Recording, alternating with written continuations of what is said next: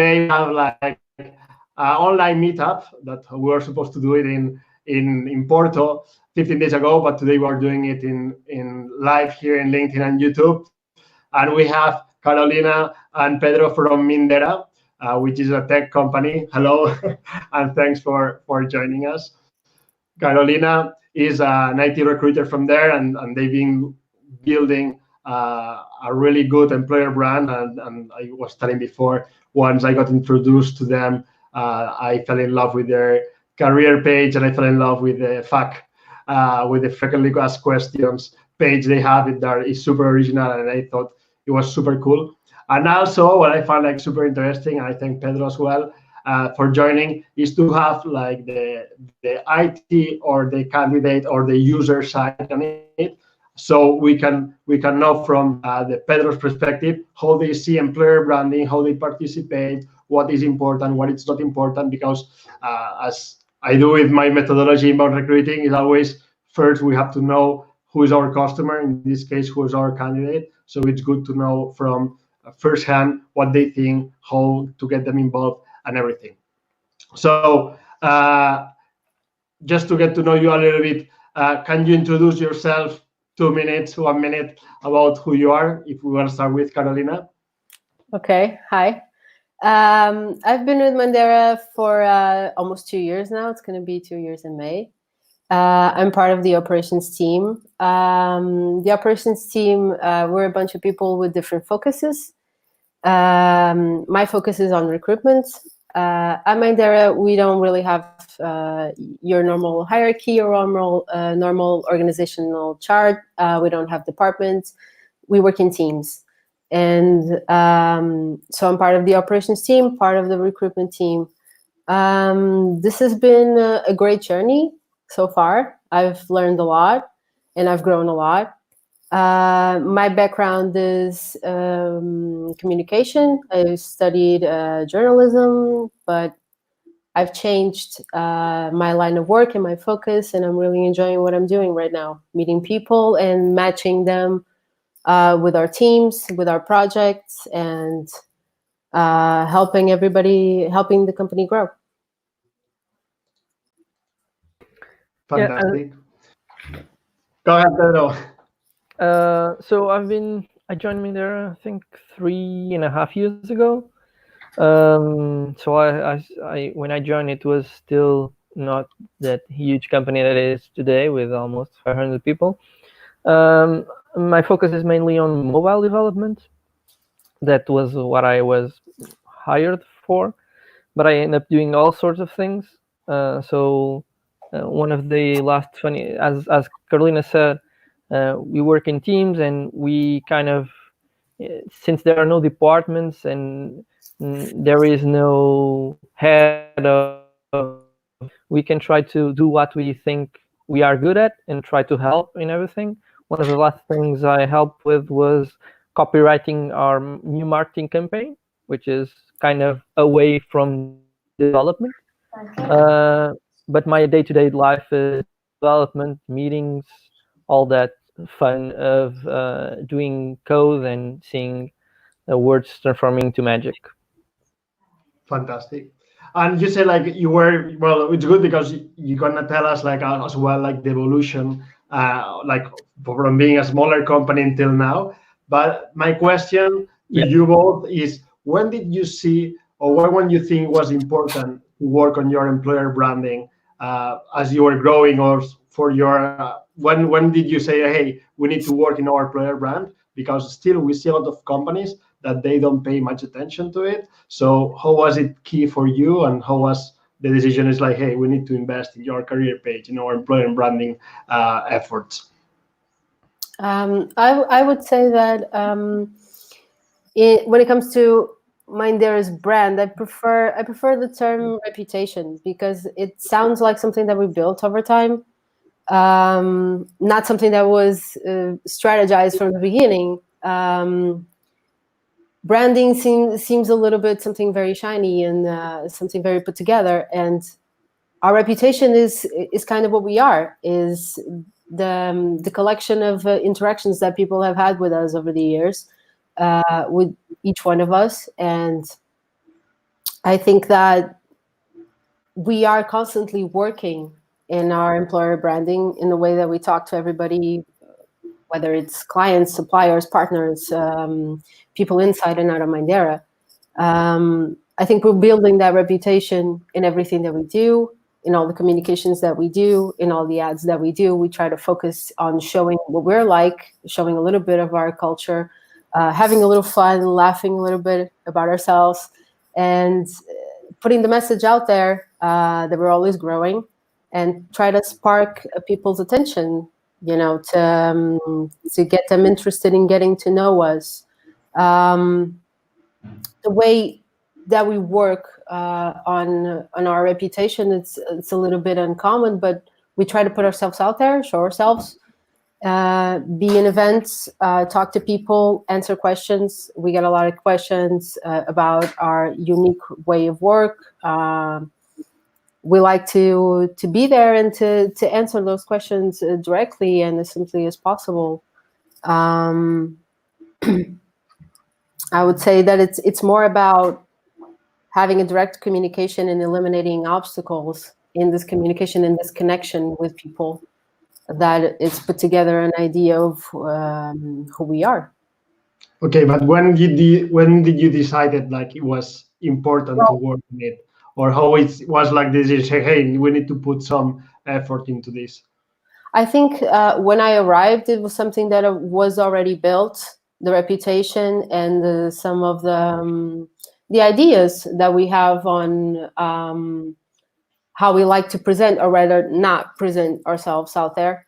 And it's from the beginning, I got this idea that it's important to work on this relationship constantly, and to always have in mind that everybody that interacts with us create this idea of who we are. So it's a constant thing that is in our mind, in the way that we talk to candidates, in the way that we talk to everybody that we come into contact with. Fantastic. And Pedro, did you see an evolution of your employer brand from when you joined? I don't know if it was in place already, if it was just like the reputation, or how was it? I think when we say employer branding, as we try not to take us too seriously.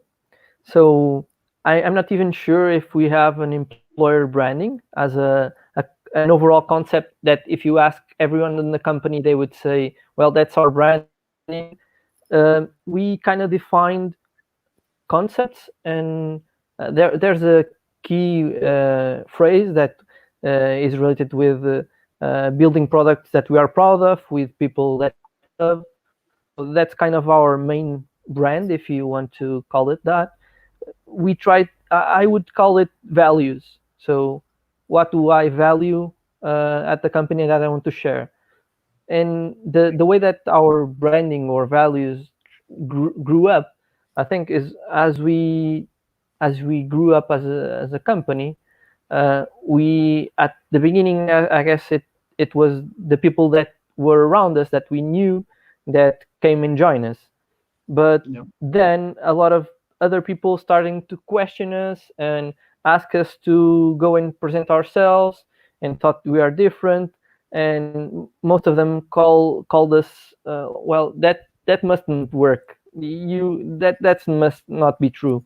And that start the engine, right? So we didn't want some glitter company that was very fancy, and we went all in suits and we were very corporate.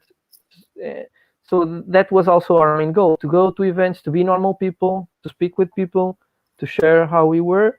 And that's kind of how the brand started, right? So we want, when you have something really important to you, something that you care for, you want to share it with the world, right? That's why there's social networks, and there's, like, if your kid is born, you call all your friends and say, hey, I have a kid, he's awesome, right? It's more or less the same. You have a company you're proud of, so you go out and share. There's no strategy in place. So when I go out, when I came here, there's no guidelines for what I'm going to say. There's nothing that someone on any department told me, here, this is what you should and shouldn't say, and this is how we roll, I guess. Yeah, obviously, like I think employer brand has two parts. Like one, the first one and the most important one, and it's the only one, is to have like a culture internally and something to communicate. And then once you have it, the other side is to communicate it and to be able like to explain it to the world in order to be able to attract talent. And either you are aware or not, you're always gonna have a brand, like as you were saying, no. But the thing is, like a lot of people have a lot like a really cool culture, or they really love working there, but they're struggling in the way they communicate it or the way they show it to the world. That I think is like what, when we talk about employer brand, is what we're talking about, the communication part, not like the building something inside. But yeah, like at the end, is like you build your own culture. Like you were fresh, you were different, and you were able like to show it to the world. That's why I was interested, and I was interested also to know, like for the people who is, imagine that they say, hey, I think we have a really cool culture, but people don't know about us. So what was your step by step when you were building like your employer brand, consciously or unconsciously, but more for the communication part? If you say like, hey, we're gonna focus first on the website, then we're gonna do events, then or first we have to have a knowledge of what is our culture, what are the values, as Pedro was saying, like, and putting a name to these values or not, or can you walk us a little bit how you build or like create this communication part for your employer brand? You go ahead. I don't know. When you were talking about maybe steps that we've taken to kind of communicate who we are, I think about our handbook. I wasn't around when it was created. It was before me. I don't really know. Were you there, Pedro, for the creation of it? The first version, I guess it's a bit before I joined, or more or less the time I joined. We are now at the third version, I guess, second or third version. So I saw it grow. At first, it was very simple. But sorry for interrupting. Go ahead. No, sure. So I don't really know what the story behind it was, but it seems to me like, well, from what I've seen, and I've known people in Mindera from before I joined, so I know a little bit of the story, but from an outside point of view, what I remember from it is just 5 people that got together and built the company to do great software with people that they loved, and they focused more on the work. And at a certain point, it became a need to communicate what we do. So yeah, we got a website to communicate with our clients, potential clients, to show what we do, to have a tool to be able to say quickly what we are. Then we did the handbook. It's kind of a way to explain. I think it's kind of a primer to explain a bit how we work and our mindset, and a little bit our purposes in this journey together. It's not a handbook that's going to tell you how to act and how to do things, and very practical things. It's more of an outline of the things that we believe in. And I think all of those things came out organically with the needs that we had to spread the word. When we started to find that people were curious about us, we created these tools to make communication clearer and simpler and faster. Can you explain a little bit what is the handbook? The handbook, it's a little collection of a few thoughts that we've had together. It's a collaboration. I think I was here for the last version, and I remember it was something that we shared among each other, and then everybody chimed in and put in their opinions and wanted to add a little bit, and we arrived at the final decision, and we printed it, and it mostly talks about the things that we believe in, and try to pass the message of be yourself and come to work as a human, as you are, edges and all. Let's get to know each other. Let's work together. Okay. Because all of those characteristics are what make Mindera better. You know, when you bring your whole self to work and you care about the people that you work, that's what happens. Okay, and how did you? So everybody got involved into this. Somebody lead like to the initiative of creating this handbook. How was like? So everybody took part in it. Or like I don't know. How do you decide? Like, hey, let's write this handbook. Explain what we believe. Explain our core values.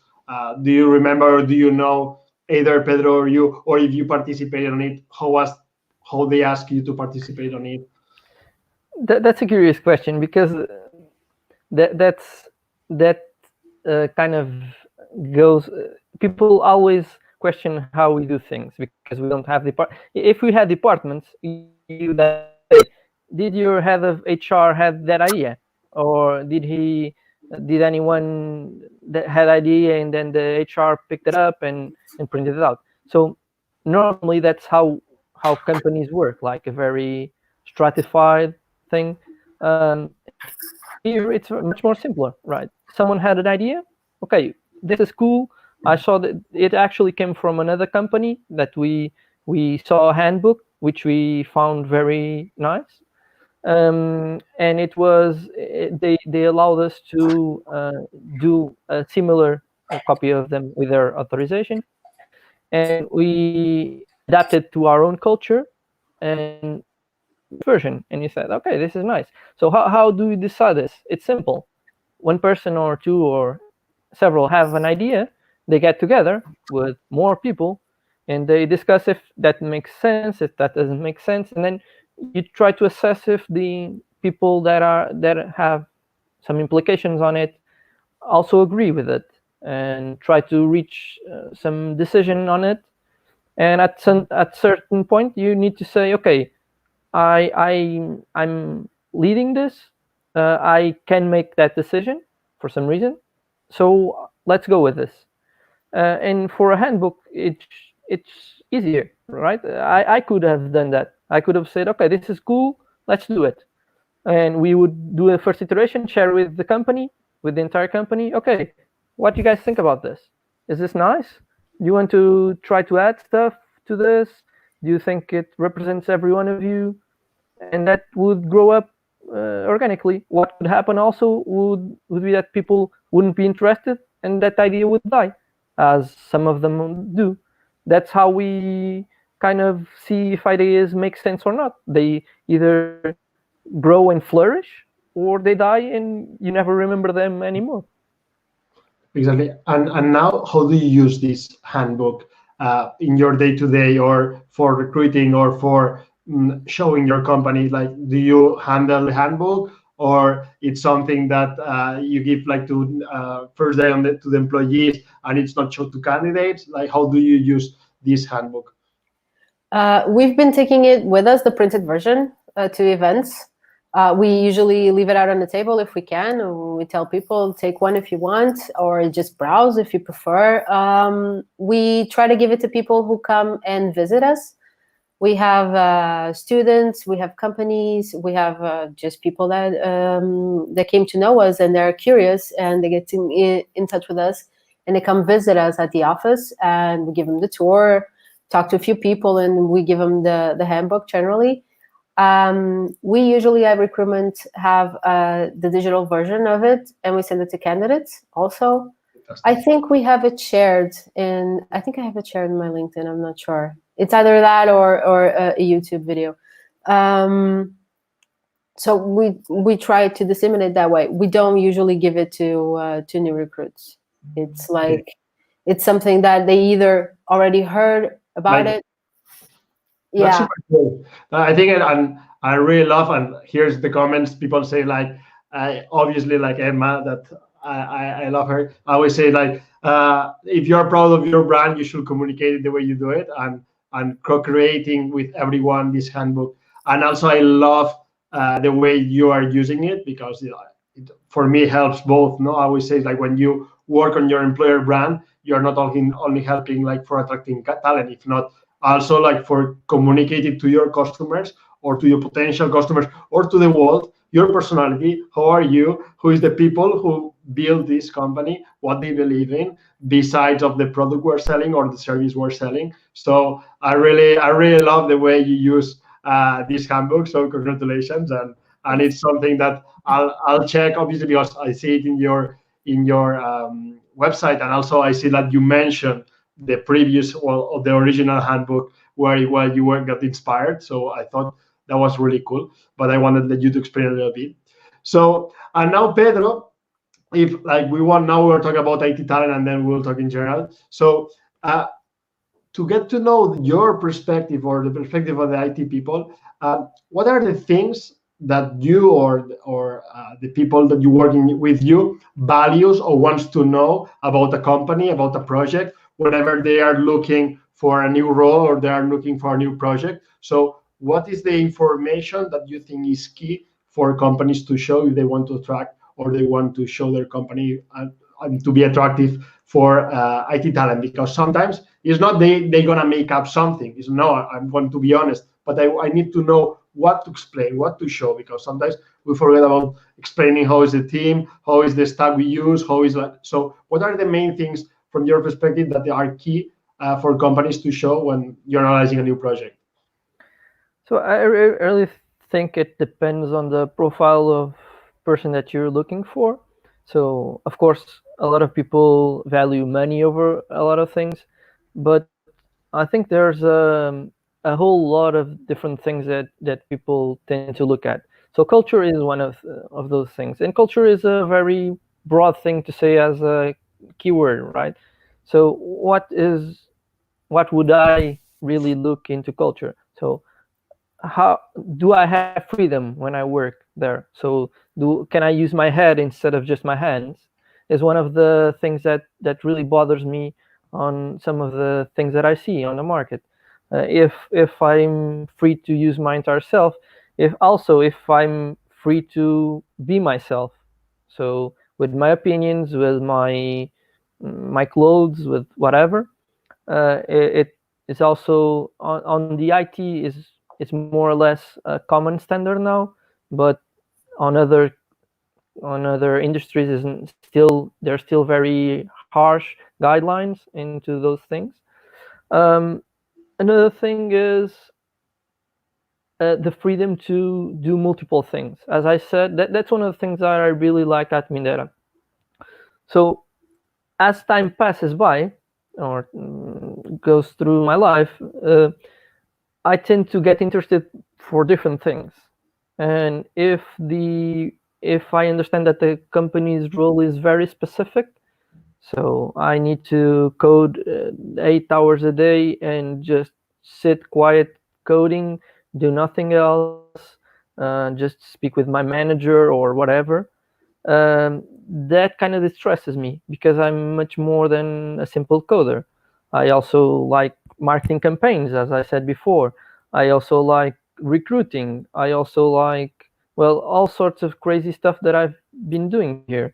And that's really attractive to do different things and to understand things. That's kind of evolution to feel that I can go wherever I want to go within, of course, the business possibilities. They're not infinite, of course, but that's something that really attracts me. And also the work itself. I think that's really important. If you're doing something really interesting, if you're working on a technology that hasn't been used in 20 years, so that kind of drives. But at the end of the day, and especially as you grow up and if you have kids, feeling good at your work, just not looking at it as just a way to get a paycheck and go home, is a really good way to keep your mental health. Like to go there, to be well with the people that are around you, to really like what you do, to feel free to do different things and to relax. There's a whole way, like being a person instead of just a robot that's doing a specific role. That's my main thing now. Okay, that sometimes as recruiters, sometimes we forget that because we're trying to hire, and obviously the IT profile is the most wanted, I will say. And sometimes we forgot that there's people behind it, and we talk to real people that they have families as well. And it was like, no, this position, paycheck, and we don't focus on this kind of stuff. And in the end, like it seems, or people, I'll say in the recruitment side, obviously I'm generalizing. Not everything is like this, but when you think like IT profiles are like mercenaries, they just move for money, and at the end is no. Like obviously money is a thing, but it's not what gonna makes you happy or gonna makes you feel comfortable, or at the end of the day it's gonna make you fulfill, no. And that's why I was asking you, like, okay, if not to summarize, if we want to convince or we want to like show the project, first we have to show like how much freedom or like how it's going to be the day to day of this person and be transparent about it, because obviously there's positions that you don't have this much freedom to to to create, to do the strategy, to whatever, because you are a coder. So but it's better to be transparent about it than rather than pretend to be something that then is not. And also, like, I really love the culture part, but also it's more like, okay, how you explain culture, and that would be like super interesting thing to do, that whenever you work on your employer brand, it's like, hey, what is the things that in this case IT profiles in our company value the most about working here? If I ask you about Mindera, I will say like, hey, I have freedom of this, we have these things, you have the handbook that all cultures like this, like this, like this. And then my question will be like, how do you check this culture? How do you check if you're gonna have this freedom? You go check their career pages, their videos, or it's more something they explain you in the interviews. I'm not saying you're looking for a job, but whenever, how do you check about this? So to be honest, it's a bit sketchy to believe. So if you believe every interviewer that speaks to you, you will see the world as unicorns, right? Every company is the best company. You'll have the best salary and the most interesting work. And I'm not saying they most of them probably even believe that. And that's fine. And one of the things I said things that I valued, but different people value different things. Some people actually probably just want a paycheck on the end of the month and just want to have a simple job, just coding, don't think about anything else, and that's fine. One of the things that is interesting is companies should really want to show themselves, and that's something that some companies are afraid of, to not turn people away. From my point of view, that's a mistake. So if I go to a company and they're not what I was expecting, I start thinking that I want to leave. Right? So I was expecting chocolates and you gave me cherries. This is not what I asked for. So being more transparent is a hard thing for most companies, because if you grow enough, it starts to be very. So if you ask me how is it to work on Mindera, I could tell you my own experience, but that's not Mindera's experience, because different teams will have different experiences, and different people within the same team could even have different experiences, across clients, across offices, cultures on different countries. So all of that is I can't say there is a common Mindera. There's a lot of different Minderas that have common values, that always come to the common values. So I believe that most of the companies are like that. They have a very small subset of common values that are spread across them, and all the rest varies a lot according to the team you are, if you have a manager, if your manager is a good person, or if he's just interested in results. So just try to get that values, and try not to say just like the fluffy words, like, yeah, we really value people, we want them to stay. If you want people to work 12 hours a day, okay, say that. I really pay a lot, I want people to work 12 hours a day. And probably there's people interested in that. There's people interested in working more, and you'll find the right people that you want. that seems the thing how I look at it. So how do I look at it? So there's a ton of tools. You have Glassdoor, for example, which is it's so you have a lot of companies that also add like good reviews when they have bad ones. But well, at least you have, if you have a lot of reviews of 1 star and a lot of reviews of 5 stars, there's something sketchy around there. So there's something that you should try to be careful with. But the most important part for me is trying to speak with someone that I know or somebody knows that works there. So that's the best way to go. The key point.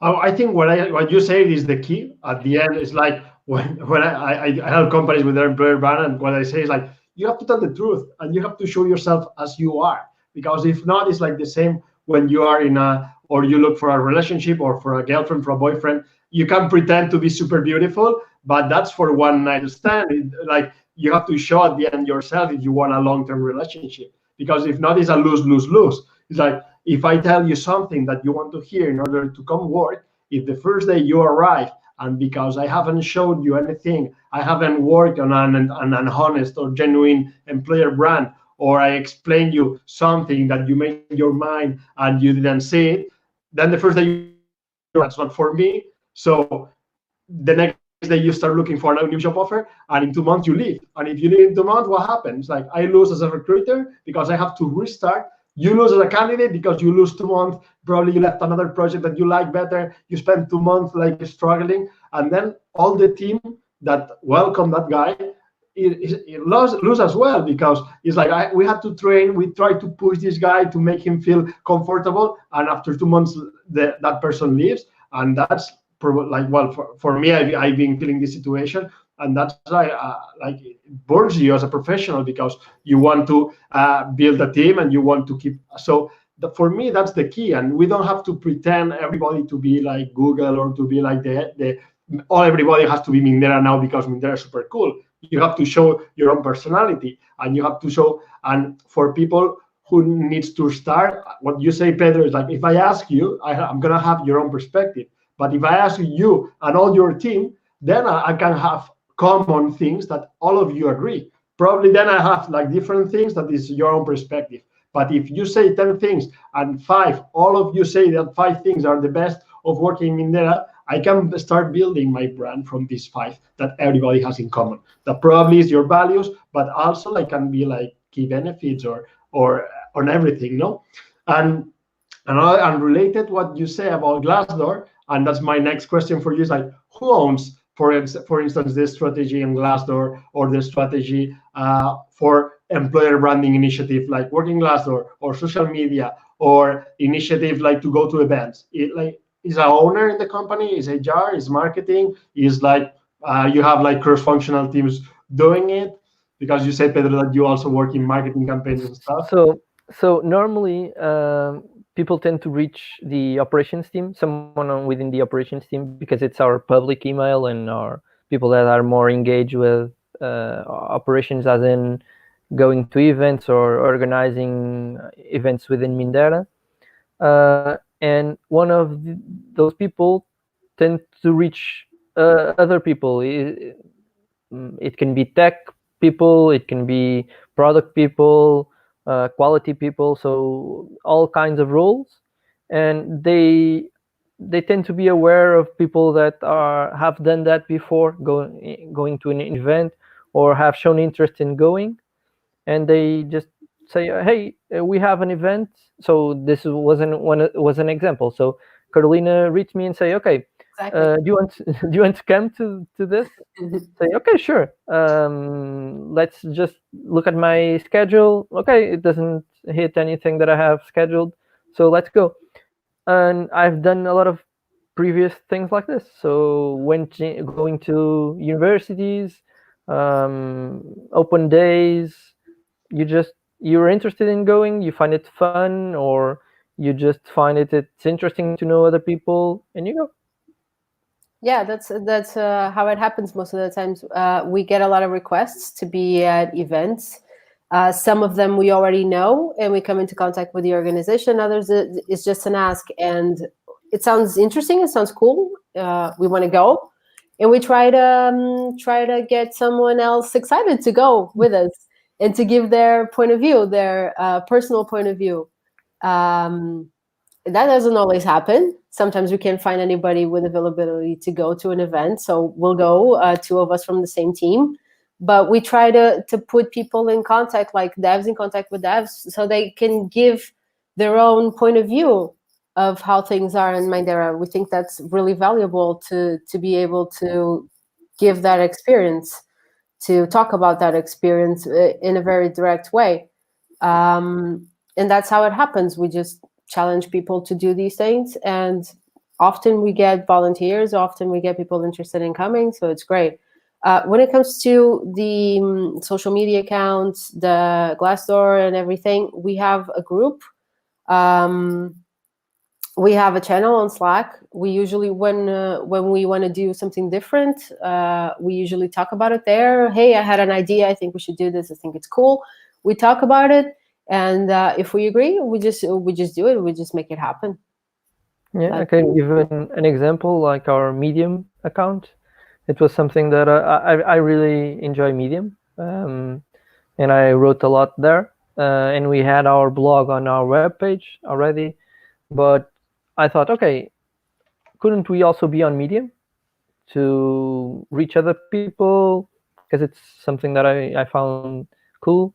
So I proposed on that channel to people saying, okay, I'm thinking about moving our content to Medium, like to replicate it, and everyone from now on could publish on both of them. But if they wanted, they could publish also on just one of them if they wanted for some reason, some specific reason.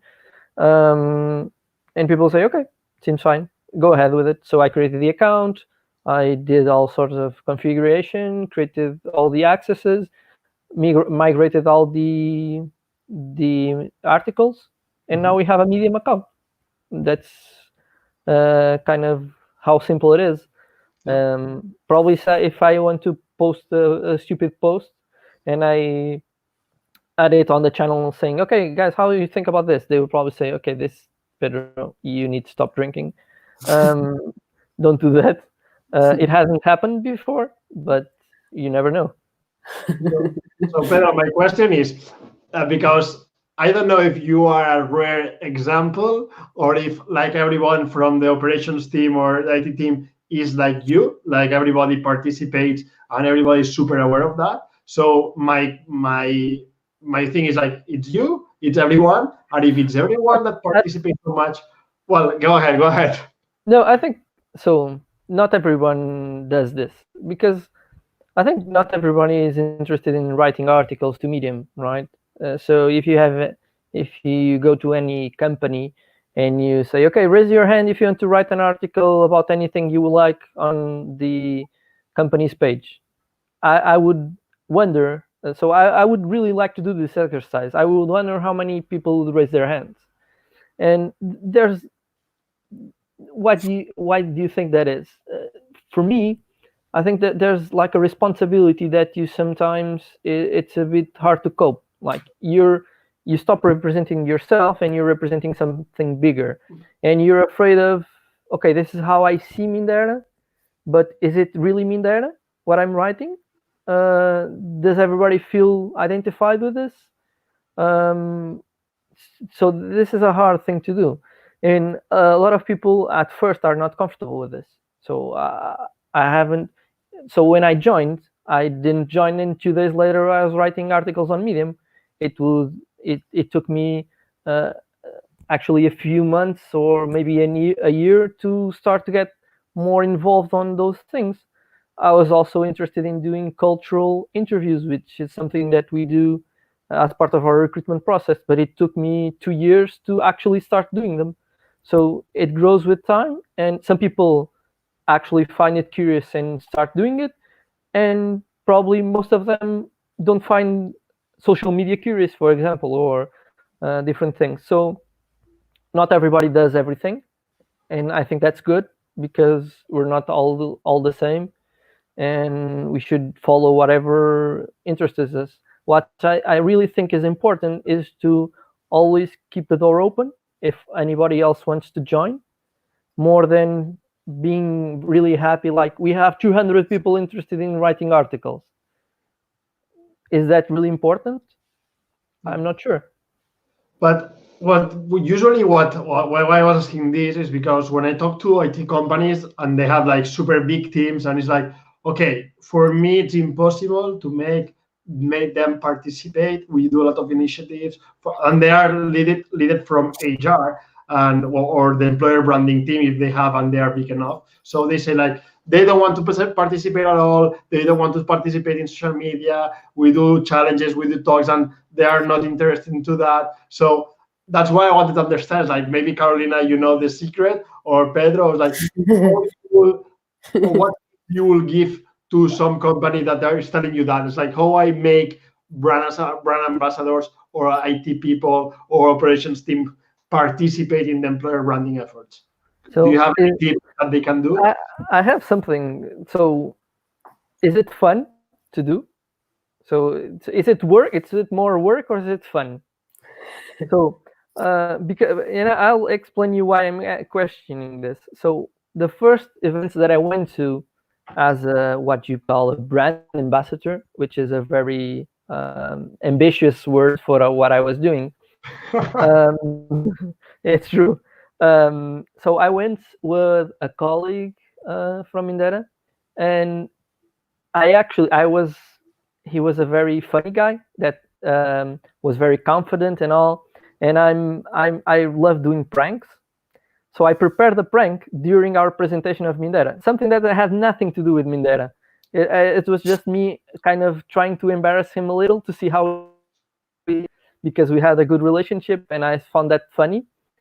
And then he was really he wasn't expecting that, and nobody on the audience was also expecting that. Like it was 5-minute laughter on what I did, and that made us that made it really funny for us to continue to do that. The next time we went there, I knew that he had prepared something for me, and I didn't know what it was. And the third time I had another thing prepared, and we kept on doing this, and it was really funny. That wasn't work. That was just me pranking a friend and a friend pranking me. Along the way, we shared Mindera's values, and we actually that situation. Why do I find that it made sense? Because that situation could happen within Mindera. I could do that prank within my team with him, and everybody on the team would laugh, and we were not offending each other, not doing anything rude. We were just having fun with each other as we would on the company. So what best way to make this work and make it enjoyable? I did that. Yeah, but that I think it's for events. But like for instance, or Carolina, if you want to explain us for being part on social media or for writing articles in Medium or in the company blog, like how you make it fun or how you make it more attractive for people to take part on it and don't see it as more work to do. Yeah, we don't usually ask people to do that. It's just something that happens. I think in Mindera, it's a phrase that I've found in the handbook. We like to do our work and not so much talk about the work. So when it's something that we're proud of, we naturally share. Like Pedro was saying in the beginning, when we have something that we're proud of, that we think is great, we just share. And usually what the people that have that are more paying attention to social media, usually they pick up on these things. We follow each other, and we pick up on these things, and we think, hey, this is cool. We'd like to share in Mindera's account. Would you be okay with it? And if they say yes, that's what we do. We don't set out to do things to have them be shared. It just happens. It happens first, and then if we think of it, and we think it's fun and we're proud of it and we really want to share and the person is okay with it, we just happen to do it. And when it comes to events, it's kind of like that. It's we make it fun and we like to be with each other. And a lot of our parties, I think the last one we didn't even hire a photographer or anything. We just did it for ourselves. And When it does happen, when we do have photographs and things that we want to share, we share it, but we leave it more to the individual experience. You know, if you want to do it and it makes sense to you, you can share it. And if you allow us to share it in the Mindera account, and if we think of it, we'll do it. It's kind of like that. It's kind of organic, really. So it's organic, and mostly it's because you have a really cool culture and people really enjoy working there. And that's, I think, make it really easy. Because now I was thinking, before I was working in a tech company as well, I was thinking, it's like, how we're doing, because it's the things you never ask yourself. It's like, how we're engaging our IT people. And I think it was like the same. It was organic thing that since they were seeing what we were doing, and we started from marketing, obviously it was like the starting point. So we're asking them, hey, can we take a picture? But then the more that we were doing it, the more they were bringing ideas of doing it. But because they were enjoying working in the company, they were enjoying working with us, and they were enjoying what we're doing. And also, we make them see the importance of it. Like, for me, that's also one of the keys. And Pedro, like, tell me, like explaining why is this important to communicate, and why is this important, like, to work on. And because if not, like, if they say, hey, write an article in Medium, but I don't explain, because it's going to be the first one, and I don't explain you why is that needed, and probably if you're not aware, you will say, why I have to do this? Or, hey, write a blog post in in our blog, and you will say, why I have to do it. No, I don't know if it's like this, or yeah, go ahead. Even a step back, if you go a step back, so you're asking people to, how do I ask people and they engage with it? So why are you asking them? Why are they not involved in the strategy itself? So one of the things that I tend to see in a lot of companies is that they share a lot of things that I wouldn't. So a lot of articles, or they're sharing something that is not related to themselves. They're just resharing stuff, or not, they just found, okay, we'll share this because it's fun. The strategy itself impacts. If I don't identify,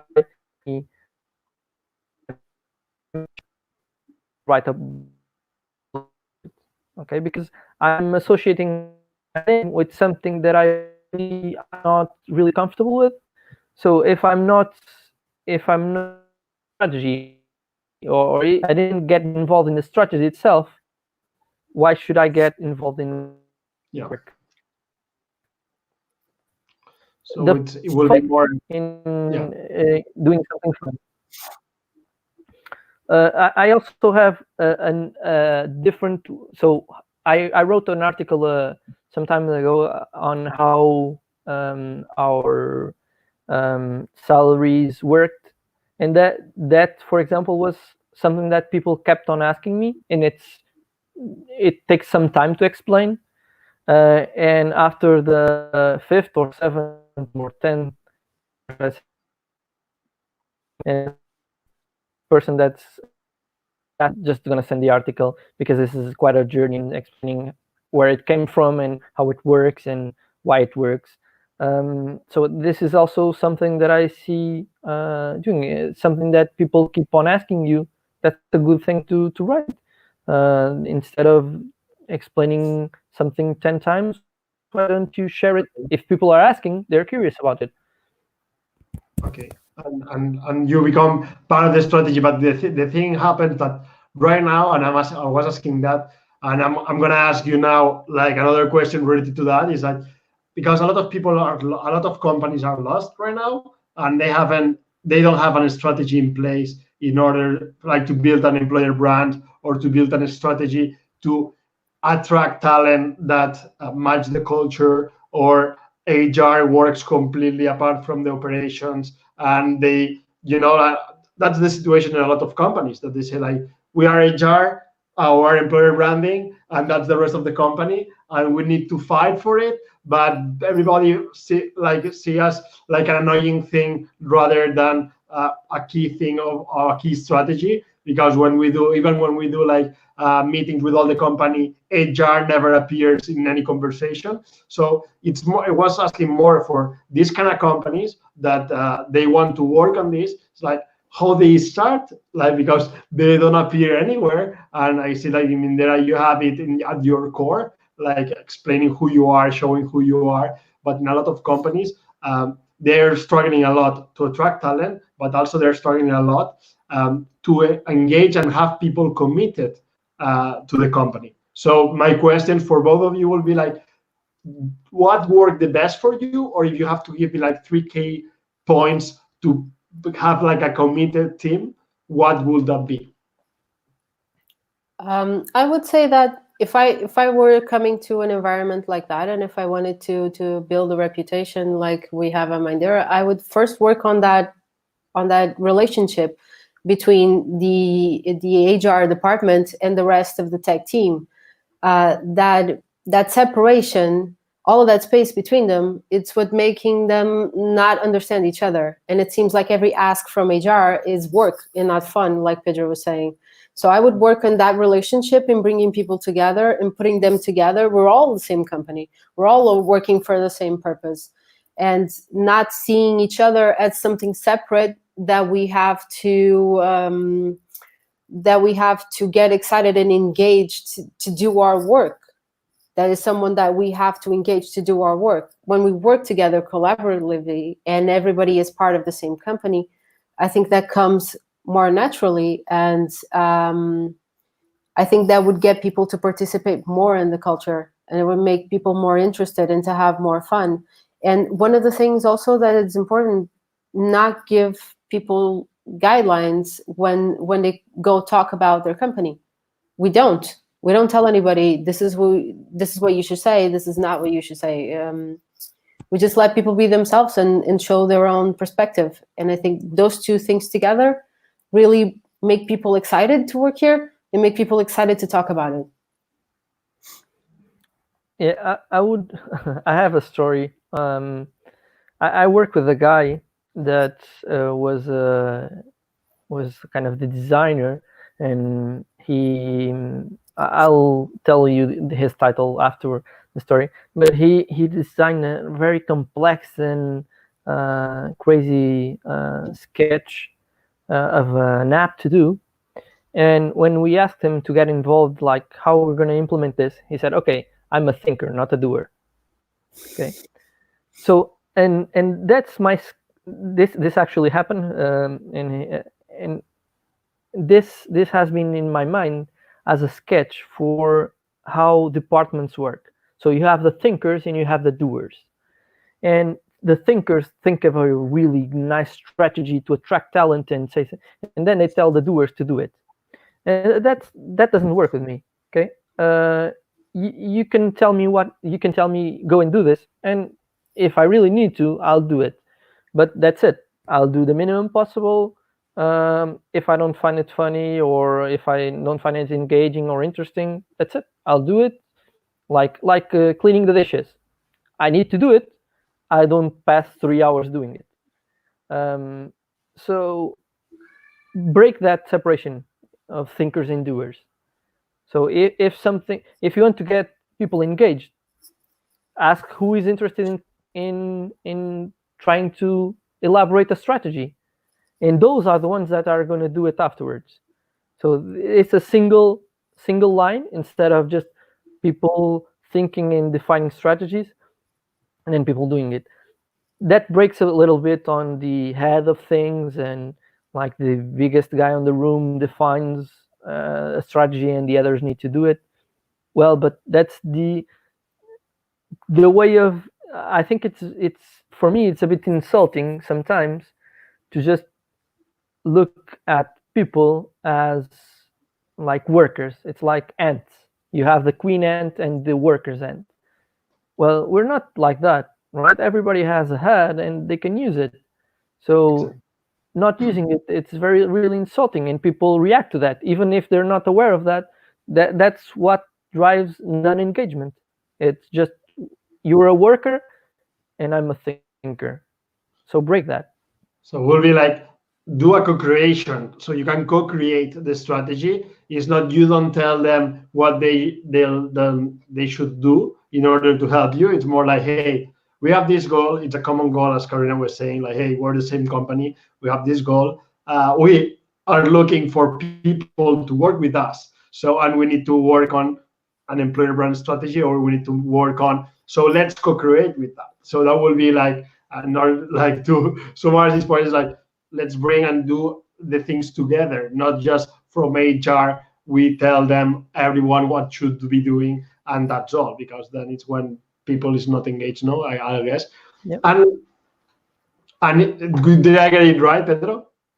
Yes, that's it. It's like if you know that you're hiring someone to work with, you want that person to be someone decent and hardworking and so on. So you're gonna put effort into it. So make things concrete. Like it's not just a strategy to attract people. It's you need someone to work with you. So probably you should get involved, because if we don't get it right, you're gonna work with that person. Exactly. That's what I always say, because it's like you have to explain why. If you want people like to share job offers, no, don't share all the job offers. Go, and I go to Pedro's team. It's like, oh, you remember that guy, Marco, that left last week? We're going for replacement. Can you help us find these guys super specific, not all broad or general? And what happens usually, like we need to do like referrals. Oh, here's all the job offers in the company, and we expect people to do it. It's like, no, be specific. Tell them why is this important. Tell them why they should do it, and go specific in the teams. If I'm hiring for a team, tell them, hey, we're looking for this guy in your team that will work with you, that will help you to do this. Can we all put efforts into this to find this person? What can we do? And then let's co-create together. So I think that's another key when creating employer branding strategies, or even for filling a job position, to be specific. And also wanted to ask you, like both Carolina already, I think touched that kind of part, but it's like, what will be your main three learnings that you get from working in there, that like the employer brand and the culture and everything, that if you now imagine that you go to another company, or you start a new company, will have in consideration, or you think are the most important things? So imagine like you go and there's a company that has no employer brand, no culture. So what will be like the three main learnings that you got, or the three most important things that you think is key for these kind of initiatives? Do you want to start, Pedro? So I think the first thing that I would take is the thing that we already talked about, is being honest. Like don't try to oversell you, because that will make you overshoot, and people will come and leave. And even from a business perspective, people coming and leaving have a very high cost. Like if you're just looking at business, rotating people has a very high cost. So if selling this to a just business person is easy, just show them the numbers. Having rotating people is horrible for them. Yeah. Another thing is try to involve people. So when I go and speak to whatever, if I'm on a tech event and there's a lot of different companies there, it's really it's not as interesting to just have the HR there, or the quality there, or wherever. Like bring the people that connect to you. So I'm a developer. If there's a developer there and they have developed like an app that does whatever, I kind of be curious to go and speak to the guy and say, okay, that's cool. How did you do that? What technologies did you use? And that creates a connection. Even if I'm not interested in the company itself, I was interested in speaking with that guy. And that guy can then, if he's interested in the company and if he has enough enthusiasm for the company, he will then sell it to me, not as in a bad selling, but as in an honest selling. Like, we did this, it was awesome, our team was awesome.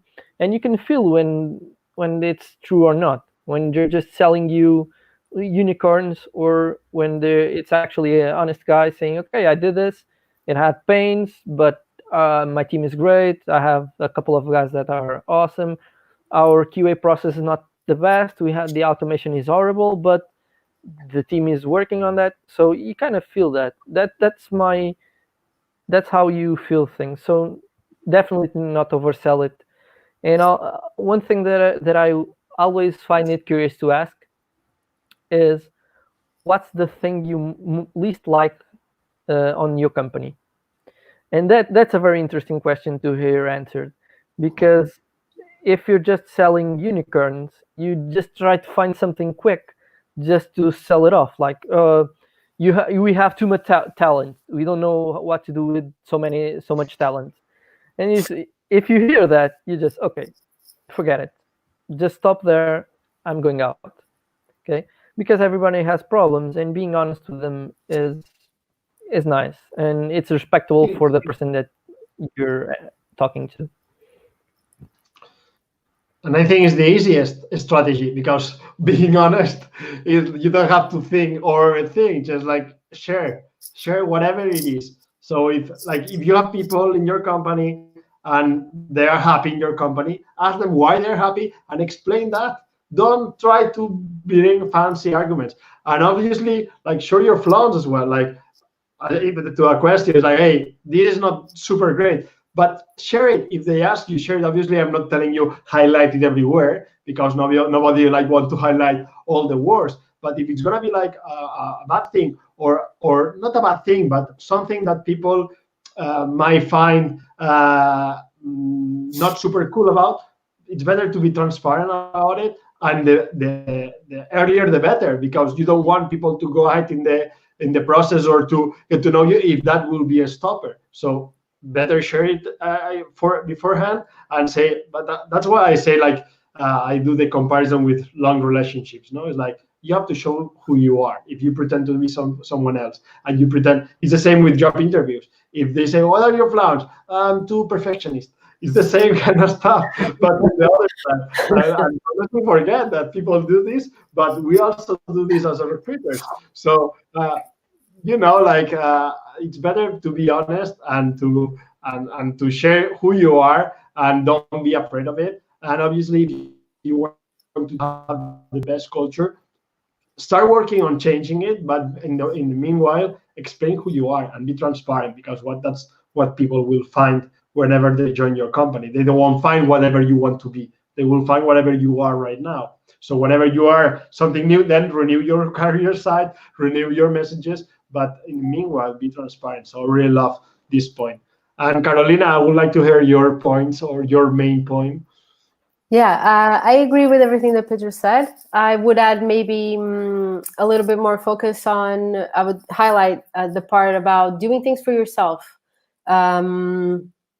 Build your website for yourself. Build ad campaigns for yourself. Things that you enjoy, things that you like, things that you would share to your family, to your friends, and be like, hey, this is really cool. And that is authentic, and that comes from us, and that's the way that we show the rest of the audience, of the world, of community, who we are, to really focus on what's important for us. I think we lost connection here. Can you hear me, Pedro? Toni, you're still with it? Yeah, you're still with me. I think Toni. Yeah. I think Toni went down. Yeah, just the two of us. We can hijack this. Yeah. And I can dance and do stuff. And yeah. So this may be my prank on this. So another thing that is horrible is when people start to be afraid of what their employees are gonna say. Yeah. Right. So if you send someone to an event and you script what they're gonna say, there's something wrong there. Yeah. Why are you afraid of that? And you should work on that before. Either that is the wrong person for some reason, or there's something definitely wrong. So yeah, I totally agree. It starts with us. It starts within the company. If if we really think that people would put out there that they're not happy with the company, then we should work on that. And if everybody has the freedom to speak freely about their hi. Hello. Hello. Explain. We hijacked this. I started dancing and all that. No, just kidding. No, like the thing is, like the light went off 1 second and the router shut down, and then like I lost internet connection, so I just connect to my phone. So things of the direct, as they say. So I lost your part, Carolina, but I don't want to interrupt. So go ahead. Okay, I was talking about just doing things for yourself and for your company, and focus on ourselves first. What I would do in the beginning of a company to show off what we do is what Pedro said. Bring people that do the work, bring the people that the other people would be most likely to work with, the devs, the engineers, the designers, and everybody, to give them a first-person point of view, and to talk about the projects, the things that we're doing, the technologies that we have, and get people really excited about the work, and get to know their future co-workers as people, and get them excited about it. This seems so. One of the things that sometimes people speak about when I speak about Mindera, they try to point, oh, it's really easy to sell off your company. It's like you're like fancy and you can work from home and you have unlimited vacations or whatever. So they say, okay, it's easy. But if we have a small company of 3 people, how can we do that? And that's something that is missing. That question is missing the point. So the point is, what are you really proud of in your 3 people company? What made you work on that? Is it, if it's the only job that I can get, well, then that's gonna be hard to sell. But is it something that your family build on and you're really proud because it came from your grandfather, or you worked crazy to build up and it's starting to grow, and you have an crazy idea to build a 200 people company that's going to change something, or so share your enthusiasm. So what are you really proud of on your company? And every company has something to be proud of. It can be either financially, they're very successful.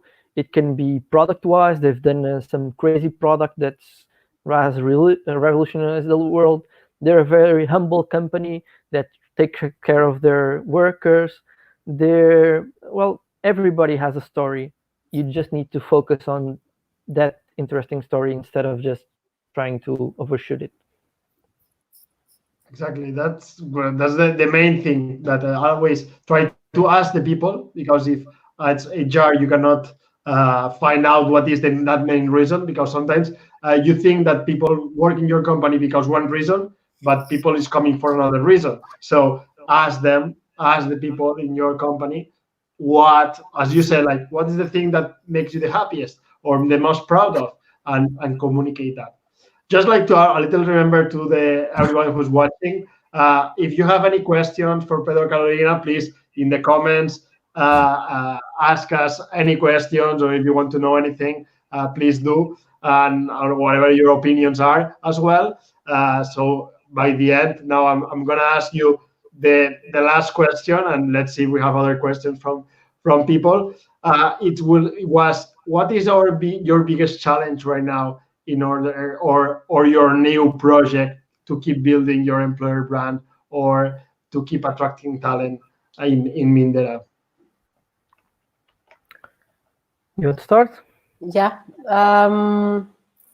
I don't know. I think we don't really have a strategy in place for employer branding. I think we're going to keep doing what we're doing. We want to be in more events. We want to be in more places. We want to know more people. Yeah, I would say that we have a campaign coming out sometime soon. We're going to keep doing those things, going to events, doing our campaigns. I think between those two things, the biggest difficulty would be talent attraction. But I think that's a difficulty everybody in Porto and in Portugal in general is going through. It's the market is a little unbalanced. There's a lot of need and not enough people, and not enough people with a lot of experience. So we're all competing for the same people, more or less. And but I think we'll keep doing what we're doing. We'll keep showing ourselves as we are, and in our culture, and trying to talk about our projects and the things that we do, and try to meet people, and try to get them excited about this project. So I see like your main strategy, or one of your main strategy about talent attraction is live events, or like going to on offline events in order to get to know people and to get them to know you. Yeah, that's one of the things that we like to do a lot, to go to offline events and to talk to people and get to know them, to be more in events like this, in other types of events also, more tech related talks, to show the work that we do that we're really proud of. We also want to bring people to Mindera, do more meetups inside, to have people come to us and get to know how we work and our space and our teams. We think it's really cool, and we want to share that. We want to maybe do a little bit more effort to open up to the community, but it's mainly that we don't have so much strategy that is very outlined in all of the things that we want to do. We just want to look for cool opportunities to share things with people. We're going to do very soon a virtual tech day, because we were going to do a tech day, a normal tech day, to have people over and listen to talks and get to know us. But now that we can do that live, we're going to do it virtually. It's something that's new for us. We're going to try and see how it goes. I think one of the biggest challenge, as we grew from 5 initial to 250 and now to almost 500, I think it's easy to grow organically if you're going to from 5 to 50, if you're going to 50 to 100, and keep on until a certain point. Then you reach a bubble, which is we kind of know each other. So I know someone that knows you, and you start reaching the maximum range of your network of people, right? And then it's really hard to jump to other bubbles, because the other people know other companies and they haven't heard of us. They don't even, so most of the people on IT aren't looking for work. So that's something that it's hard to reach the word. And sometimes one of the interesting parts of doing tech days here, and the word tech day is specifically for that, is that it actually is not a specific recruitment event. Is we want to share what we do. Like, we want to share technologically what we are proud of, and have some interesting conversations with other people that are working on similar things, or are exploring things, or just are curious to see how we do the things we do. And if from that some people get interested in us, great. If not, well, more people know us, and probably they can speak about us to other people. If not, we have just shared knowledge, and that's great anyway. So try also not to overshoot on trying to reach people. I think that's the key here. What you said, like, the main goal is not recruiting itself. The main goal is sharing knowledge, and recruiting can be like a consequence of it, but it's not the main goal. It's not designed for that. It's not just everything thought for attracting talent. If not, it has to be genuinely for sharing knowledge, and then the recruitment can be like a consequence. Because sometimes you go to meetups, and I've been in meetups for tech people as well, and they seem more like a fair for showing off like the company and explaining all the job positions. That is like, okay, I feel like the price that I have to pay in order to attend or to have like a 20-minute conference is too high, because I feel like I'm like, I don't know, like the hot guy or the hot girl in a club at 5 in the morning, that everybody is like, ah! So I think that's something that we need to improve. The people like, hey, focus on delivering like good content or good like sharing knowledge, and recruitment will be like a consequence. And let me see if I have another question like this. Say like, and if working the employer brand for IT is different than doing it for other industries.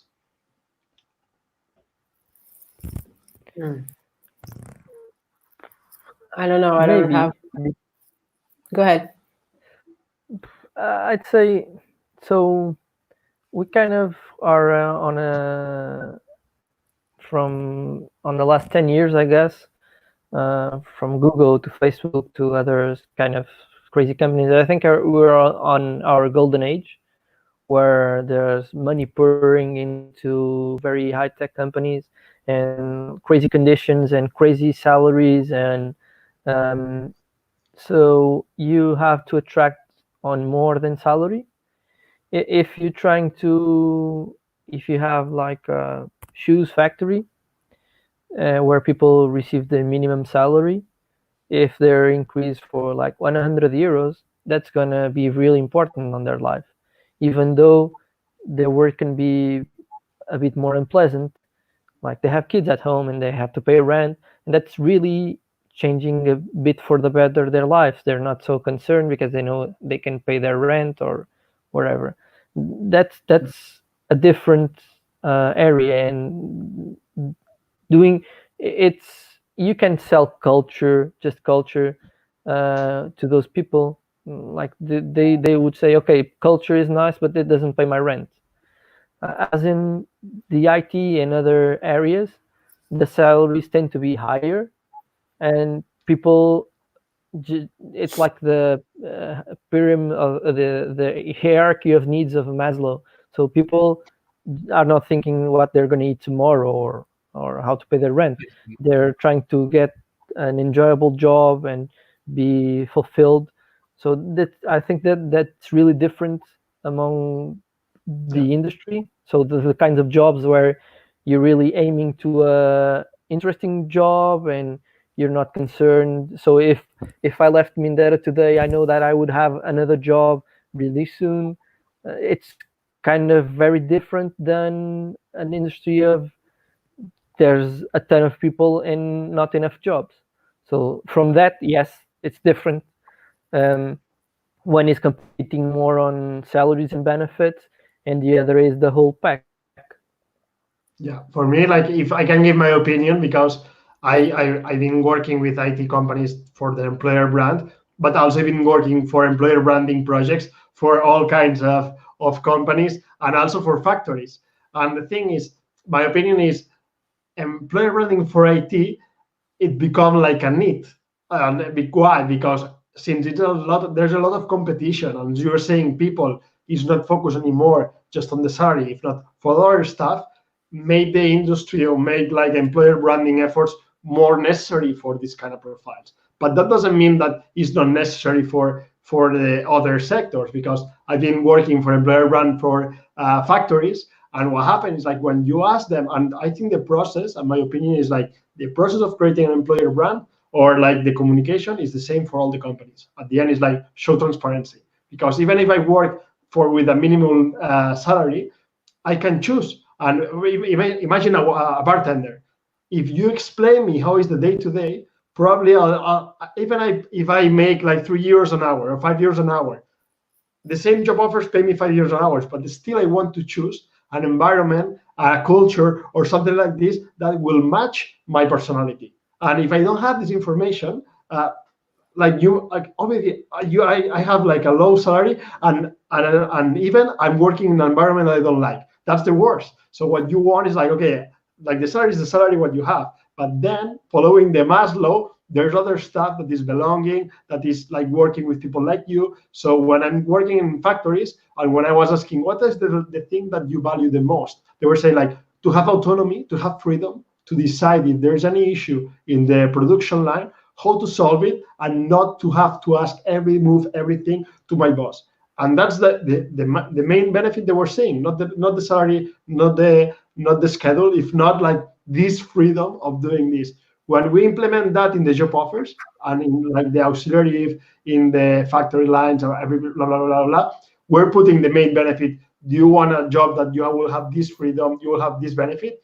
The applicants, the people who are applying, and their willingness to work there was super much higher than if you just explain the tasks and you don't put like in value your culture. Because right now people in other sectors is not used to know about how is it working there, what's the culture in these positions. And when you explain it, when you are transparent, even if you work in a bar as a bartender, if I'm a bartender, I want to know if the people I'm going to work with, they are young, they are not young, if they are flexible, if we cover each other, if we have a WhatsApp group and then we go after to have a drink when we close, or no, everybody's super tired, I'm going to wear a bow tie, and the people who come to the bar is old or is young. So explain me all that stuff, because even I'm going to make 5 euros on 5 euros, I'm going to choose the one that makes me match my personality. And also like the owner of the business will be happier, because we'll have like a person that not only does the job, if not match the culture, and the performance probably will be better. So the conclusion is like, for me, it's the same. IT made us more aware that it's needed, and we need to communicate all of this because it's a really competitive market. But for other markets that you don't need to invest on that, but if you do, you will have like the best talent, because right now nobody's doing it. So that is my a bit long opinion. Let me see if there's other comments. If not, I don't see like any other questions. I don't know if you want to add something, a message to the world, or if not, I'm just gonna thank you. I tend to get asked why I'm so beautiful a lot. It's just how I was born. Just that. Okay, Carolina, you want to say something to end this online meetup? I want to thank you for the opportunity to do this. I've learned a little bit about myself. I grew a little bit. I worked on my skills, and it was something new and different for me to do, and I really enjoyed it. Thank you for the opportunity.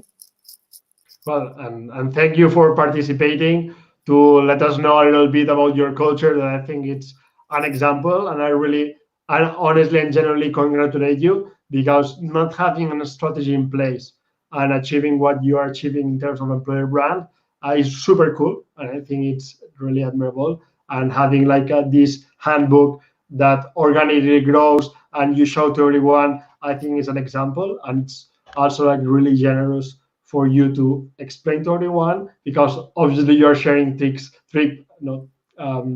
to your competitors. But I think like by sharing knowledge, we're gonna make the world a little bit better, and we have to be more genuine, as you said.